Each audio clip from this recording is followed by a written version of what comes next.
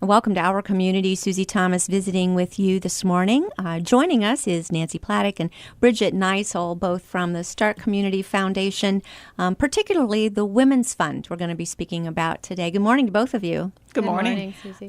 Bridget, let's talk, first of all, big picture and the Stark Community Foundation itself. Still some folks not quite sure about what we're talking about when we talk about it. So can you help us clear up any misconceptions about exactly what the Stark Community Foundation is? Sure, I'd be happy to. Basically, the Stark Community Foundation is a resource for our community. We partner with individuals, families, businesses, and nonprofit organizations to help them with their philanthropic goals. And of course, everyone is different in terms of what they want to accomplish. And so at our highest level, that's what we do. And then from there is where the exciting things happen in terms of money goes back out into the community based on the goals that each of those fund holders have. There's so many different funds that we're talking about under the one umbrella. How many off the top of your head? You probably know exactly the number. Yeah, we have a little over 700 individual funds at the foundation, and that encompasses about $240 million total in assets. No, that doesn't make you feel responsible at all, does it? No.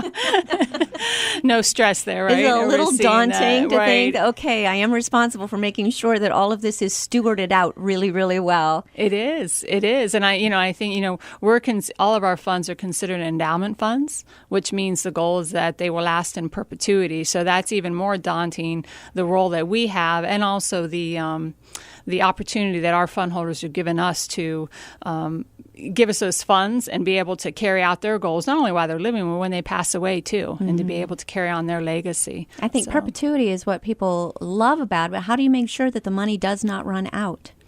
Well, the investment side of the foundation, which is sometimes the black box of the foundation. A lot of people really don't think about that. But we're just not investing for our lives, but we're investing for perpetual generations. And so that's a very critical piece of the foundation. We're very prudent in how we invest. And then we have a number of people that we surround ourselves with in the community that have that financial acumen and that expertise to help us with those investments to ensure, just like you said, that money doesn't run out. You have 700 different organizations or different funds, foundations.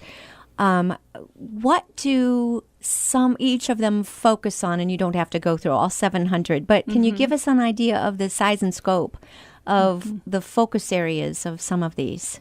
Oh, it really runs the gamut. I mean, not only dollar-wise, I think a misconception of the foundation is you have to have a lot of wealth to establish a fund, and that's not true. I mean, we definitely do have some wealthier donors, but we have others that pull their money together, similar like the Women's Fund that pulls their money together, whether it's $10 you can give or $1,000. It's that collective impact that really makes a difference. But, I mean, it's from, a lot of our donors are interested in healthcare of our community, education, social welfare, neighborhood revitalization, economic development.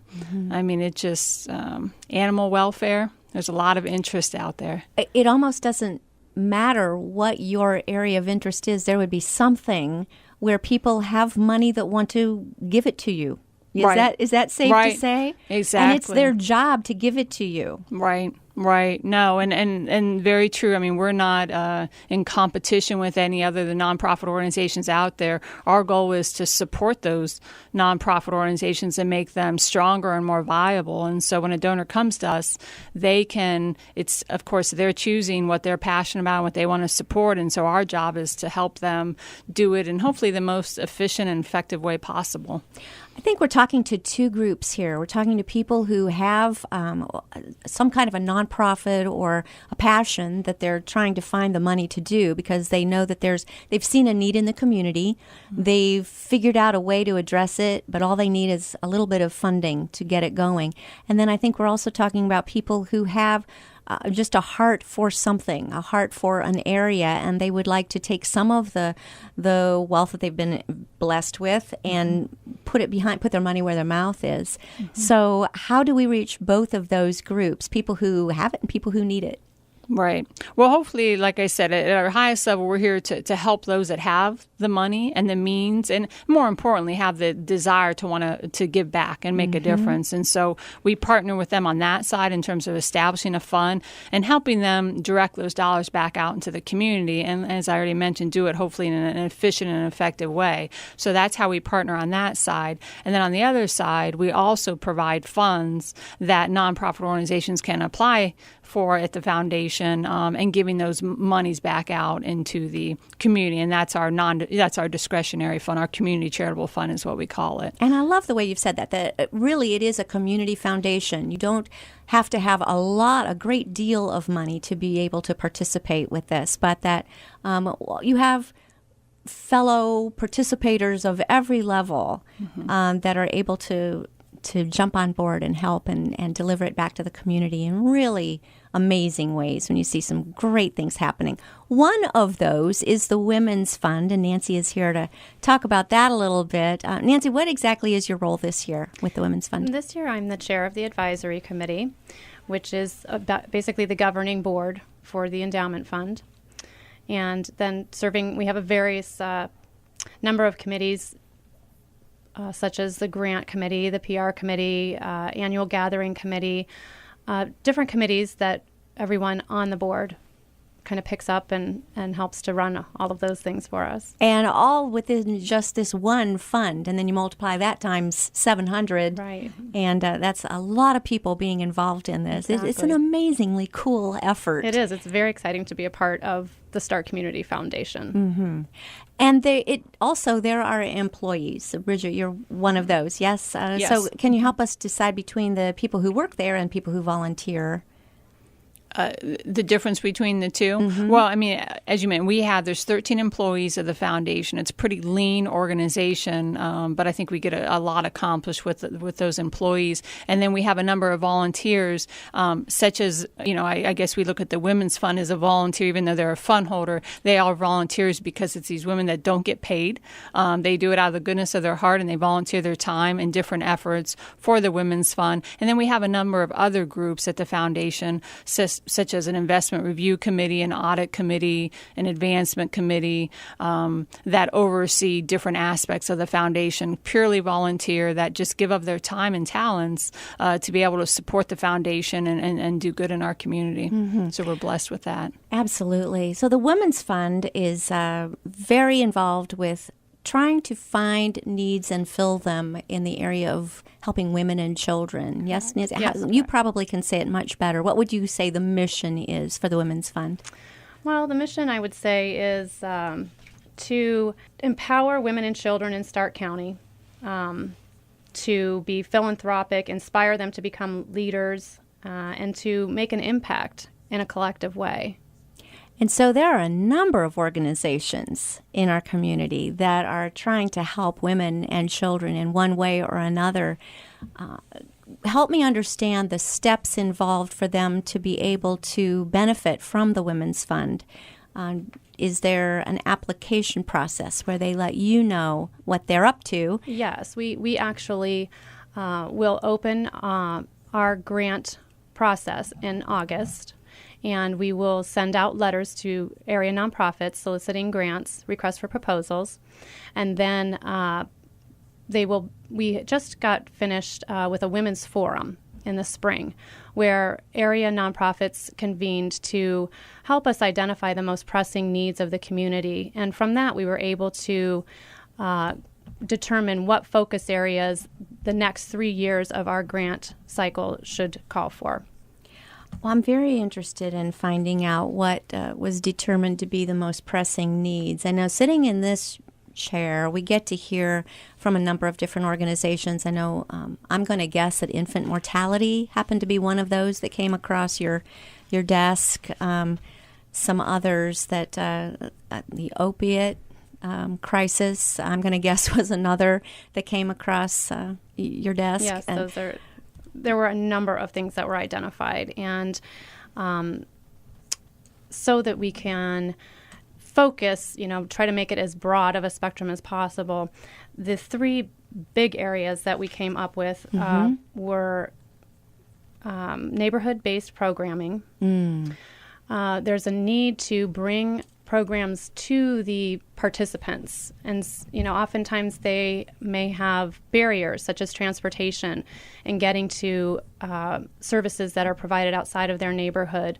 So strengthening our neighborhoods is a big something that we all want to do. Stark Community Foundation, I know, also focuses a lot of their grants in this area. And so this is really resonated from this forum, that there were programs that needed to address that issue a little bit better. Let me stop you right there before we get to 2 and 3.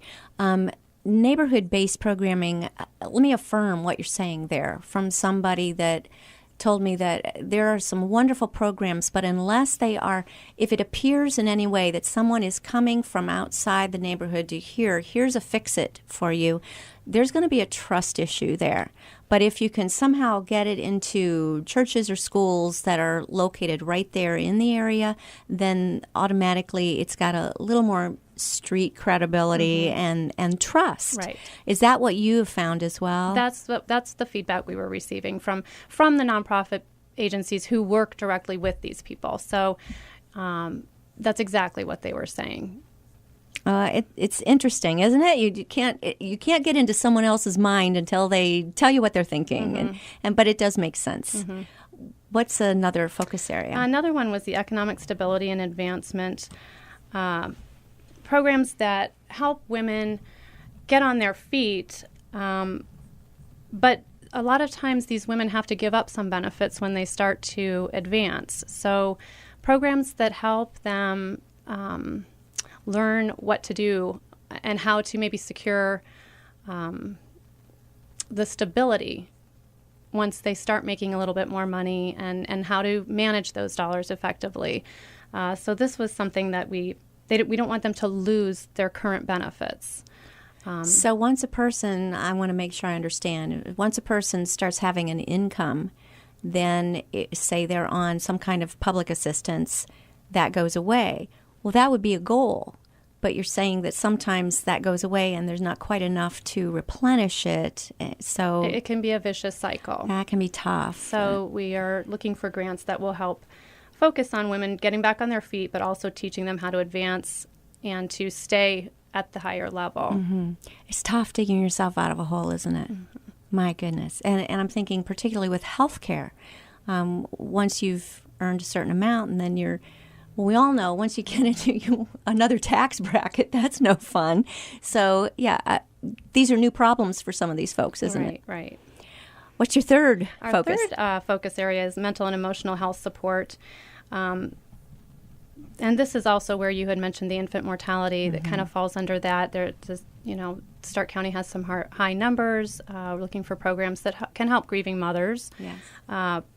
Programs that provide the mental health and availability for women, raising awareness and resources for mental services, health services that are out there.